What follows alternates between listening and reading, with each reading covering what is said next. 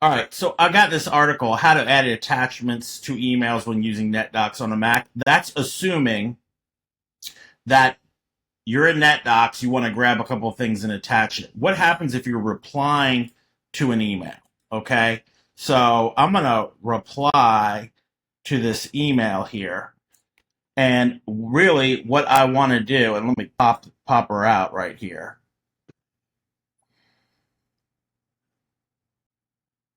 is I want, you know what? Well, I could do it this way. Click on the little ND here. All right, there we go. Now I'm going to switch them from file to share. All right.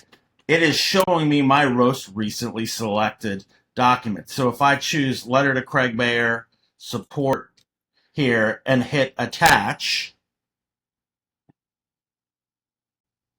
there you go. Now I could do just select letter to Craig Bayer link. Email link is internal. It would only work for someone that works at your law firm.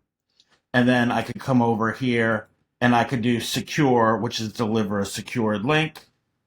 All right, now we have our options for password protecting and redo the password, and I can insert there, okay? So those are the options: email copy, email link, deliver a secured link. We are looking, when we're going to share recent or the most recent items you've worked on, favorites, anything that you've made a favorite. Now search is basically going to allow us to open up a matter.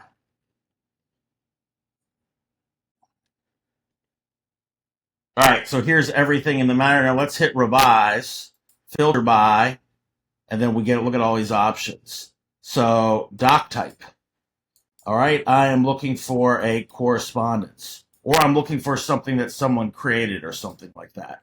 So you have the ability to really go in there and then find what you want, and then I could add those as well. So you can do this out of NetDocs by using email copy, email link, or deliver a secured link. This method is when you're in an email in Outlook for Mac, you're hitting reply, you want to come over to this NetDocs right here and switch it to from file to share, and then you can grab the stuff.